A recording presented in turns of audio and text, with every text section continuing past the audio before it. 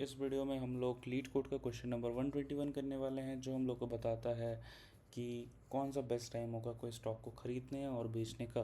ठीक है, तो इस क्वेश्चन में जैसा हम लोग देख रहे हैं कि हम लोग को एक एरे प्राइसेस का दिया हुआ है, मतलब एरे दिया है जिसका नाम प्राइसेस है, जहाँ पे हर आईथ इंडेक्स पे हम लोग का स्टॉक्स का प्राइस दिया हुआ है, उस दिन क्या चल रहा है मार्केट में उस स्टॉक का प्राइस दिया हुआ है हर आईथ डे पे। अब हम लोगों को क्या करना है कि हम लोग को मैक्सिमाइज़ करना है अपना प्रॉफिट, ताकि एक ऐसा दिन चुने जिस दिन स्टॉक का प्राइस सबसे कम हो और इस ऐसा दिन बेचे जिस दिन स्टॉक का प्राइस सबसे ज़्यादा हो, ताकि हम लोग को प्रॉफिट मैक्सिमम रहे।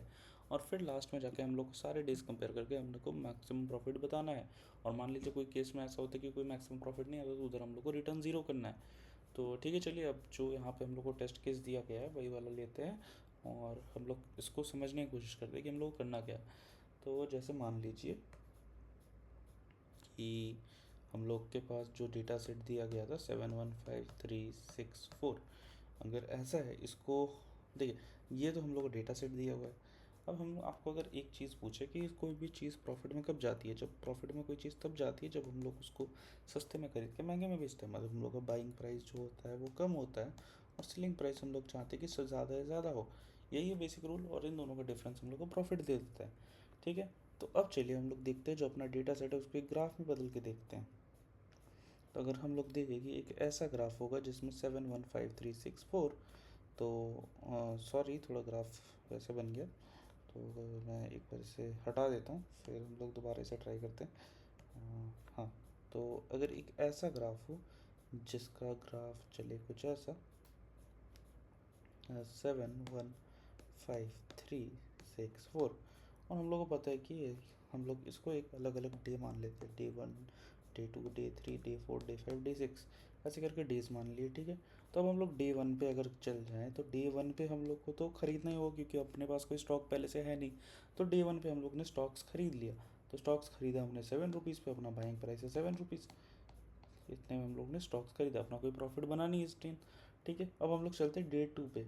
डे 2 पे हम लोग आए, डे 2 में हम लोग को बेचना है, तो डे 2 में हम लोग का सेलिंग प्राइस चल रहा है मार्केट में 1 रुपीज़, पर हमने ख़रीदा हुआ है 7 रुपीज़ में, पर हम लोग को बेचना तो होगा, तो हम लोग कितने में बेचेंगे, -6 रुपीज़ के प्रॉफिट में बेचेंगे। ठीक है, अब आ जाते हैं हम लोग डे 3 में। अब जब मैंने देखा कि जो डे 2 है उस दिन प्राइस है मेरे स्टॉक का 1 रुपीज़, तो मैंने होशियारी करके मैंने और स्टॉक्स खरीद लिए। तो और मैं क्या करूँगा, अब डे 3 के को जो होगा मेरा बाइंग प्राइस हो गया अब 1 रुपीज़, क्योंकि मैंने 1 रुपये में ख़रीद लिया, बाकी सब तो मैंने ऑलरेडी बेच दिया था। जो 6 रुपये वाले 7 रुपये वाले जो खरीदे थे वो मैंने बेच दिए थे। अब मैं डे 3 में 1 रुपये वाले ख़रीद रहा हूँ और उसको मैं फिर डे 3 में बेचूँगा 5 रुपीज़ में। तो इससे क्या होगा, मेरा प्रॉफिट बन जाएगा 4 रुपीज़। इसी तरह से डे 4 के लिए भी मेरा बाइंग प्राइस 1 रुपीज़ ही रहेगा और मेरा सेलिंग प्राइस बन जाएगा 3 रुपीज़, तो इससे मेरा प्रॉफिट बन गया 2 रुपीज़।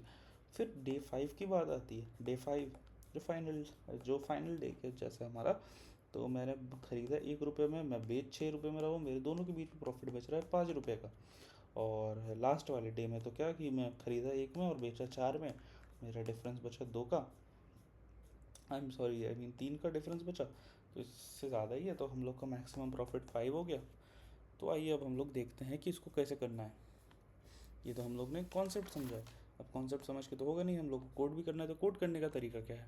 तो कोडिंग के पर्सपेक्टिव से अगर सोचा जाए तो हम लोग क्या करेंगे, प्रॉफिट निकालेंगे buy price minus sell price से, sell price minus buy price से प्रॉफिट हम लोग निकाल लेंगे कि जितने में खरीदे उतने में बेचा, ऐसे करके।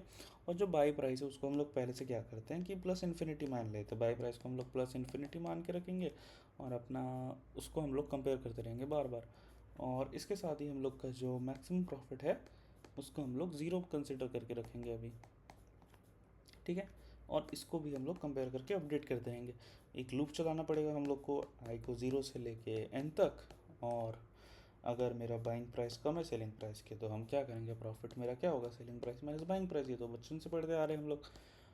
अब मान लीजिए कि मेरा बाइंग प्राइस किसी दिन सेलिंग प्राइस से कम नहीं है, बाइंग प्राइस उल्टा मेरा सेलिंग प्राइस से ज़्यादा है, मतलब buying price is greater than my selling price. अब ये कंडीशन ऐसा आ गया कि जिस दिन मैं बेचने चला उस दिन देख रहा हूँ कि बहुत सस्ते मिल रहे हैं, तो मैं क्या करूँगा, बेचने की जगह मैं ख़रीद लूँगा। तो ख़रीदने से क्या होगा, जो प्राइस में मैं बेचने आया था उस प्राइस में मैं ख़रीद रहा हूँ, तो ये हो गया मेरा कंडीशन उस दिन का। बस इतना ही। अब इसको हम लोग कोड की लैंग्वेज में देखते हैं, हम लोग कोड करते हैं, जावा की मदद से कोड करेंगे इसको। तो चलिए गाइस, इसको अब हम लोग कोड करते हैं। तो अगर हम लोग कोड करने जाएं इसको, तो हम लोग को पहले तो एक वेरिएबल बनाना होगा बाई प्राइस का, जिसको हम लोग प्लस इन्फिनिटी से असाइन करके रखेंगे। Int buy price is equals to integer dot max underscore value. ये हो गया हम लोग का बाई प्राइस। और एक हम लोग इंट मैक्स प्रॉफिट भी बना के रख लेते हैं, जिसका वैल्यूज हम लोग अपडेट करते रहेंगे। अब हम लोग एक लूप बनाते हैं for int i is equals to 0, i less than i mean prices dot length और आई प्लस प्लस। इधर से हो गया। और अब हम लोग कंडीशन चेक करेंगे कि if buy price is less than sell price, इधर मेरा सेल प्राइस क्या है, sell price is my prices of I. If buy price is less than prices of I, ये मेरा buy price is less than sell price हो गया। तो मेरा प्रॉफिट हो जाएगा, यहाँ पे हम लोग एक चाइल्ड वेरिएबल डिक्लेयर कर देते हैं and profit is equals to prices of i minus buy price. ठीक है, इससे हम लोग ये हो गया। अब यहाँ पे अगर हम लोग को एक कंडीशन डालना होगा जिससे हम लोग मैक्स वैल्यू को भी अपडेट करते रहें। If profit is greater than max, if profit is greater than max profit, तो हम लोग इधर यहाँ पे कर देंगे कि जो मैक्स प्रॉफिट होगा उसको हम लोग प्रॉफिट में बदल देंगे। तो मतलब अब ये मेरा सबसे ज़्यादा प्रॉफिट है। और सिमिलरली एक और हम लोग कंडीशन लगाएंगे एल्स में, अगर इफ़ ये नहीं है तो एल्स में तो यही होगा कि मेरा बाइंग प्राइस ज़्यादा है सेलिंग प्राइस से। तो हम लोग उसमें क्या करेंगे, buy price is equal to prices of I. अब इधर ये भी हो गया। ठीक है, तो लूप भी ख़त्म हो गया। तो अब हम लोग क्या करते हैं, इसको रिटर्न कर देते हैं क्योंकि बाकी काम तो हमारे हो गए हैं। तो रिटर्न मैक्स प्रॉफिट। तो होप करते हैं गाइस ये चल जाए, देखते हैं।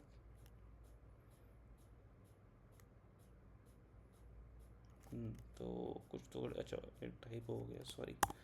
तो यहाँ पे अभी हम लोग दोबारा से रन करते हैं। ठीक है, ये तो एक्सेप्ट हो गया। अब हम लोग इसको सबमिट करके देखते हैं।